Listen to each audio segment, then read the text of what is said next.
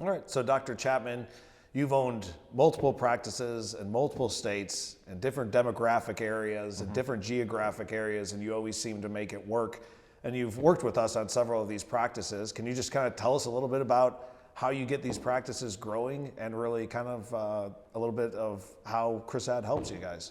Okay, I started out in Gilbert, Arizona. I did a scratch practice, and it was about 2008, which was right where it was not a favorable time. But then we did a scratch practice, and because of that, the whole area in Phoenix, I decided to relocate. So I sold the practice, but I got it up and running and everything like that, and so sold it. Luckily, got kept my shirt on financially there. But then I moved to Missouri, and Missouri practice, long time practice there. I think the previous owner was a previous mayor of the town, but he was looking to retire. So I bought that practice, and I think I was doing maybe $500,000 a year.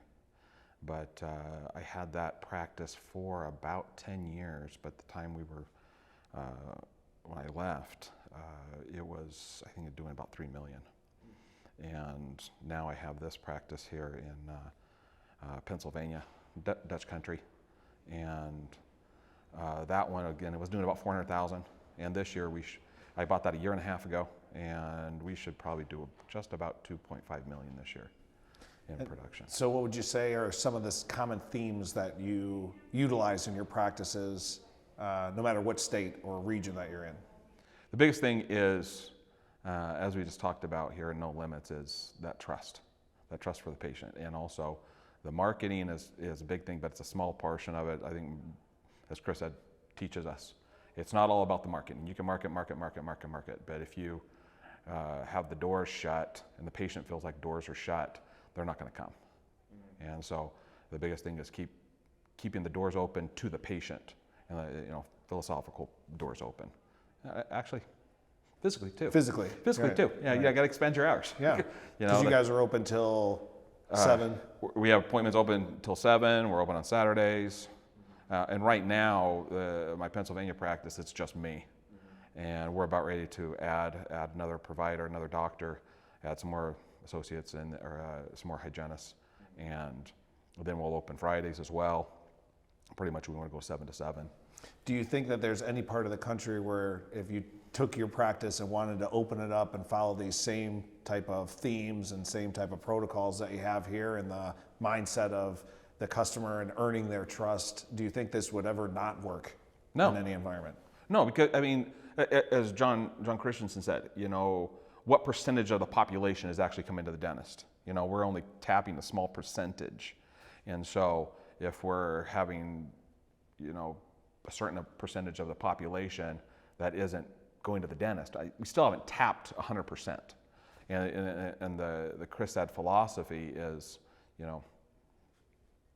there's so many people out there that still need dental work. Everyone at some point in their life needs dental work. We're in a profession here that everybody needs us at some point.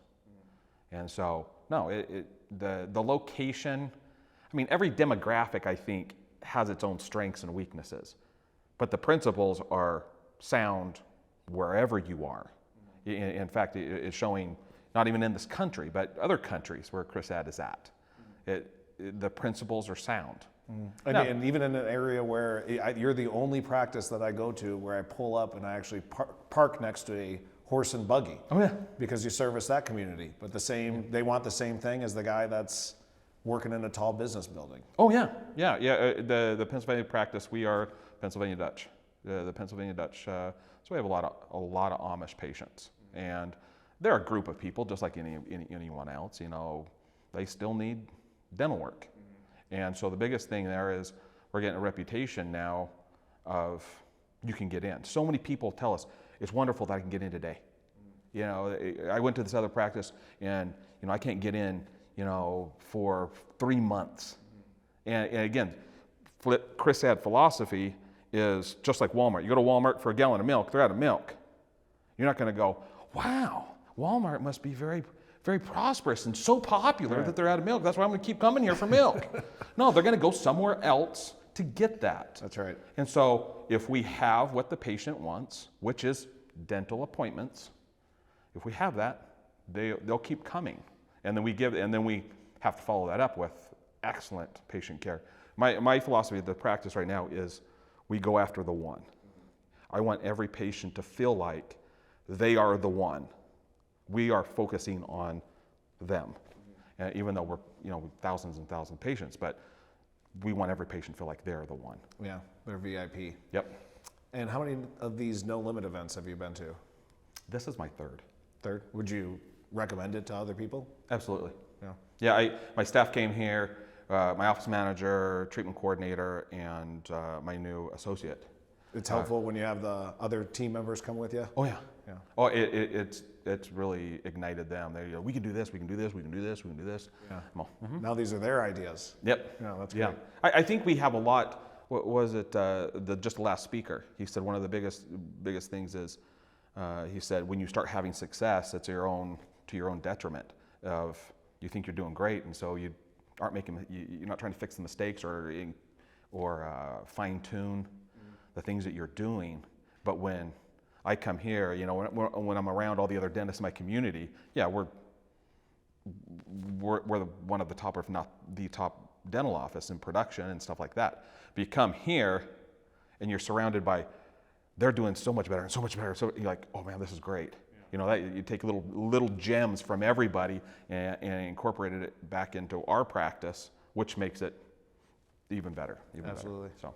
Well, we appreciate you coming out here, and definitely looking forward to working with you and getting this other associate filled up, and then another associate after that. And then I'd like to see you speaking on stage next year or the year after. Oh, really? Yeah. So appreciate it. All right. Thank you. Appreciate that.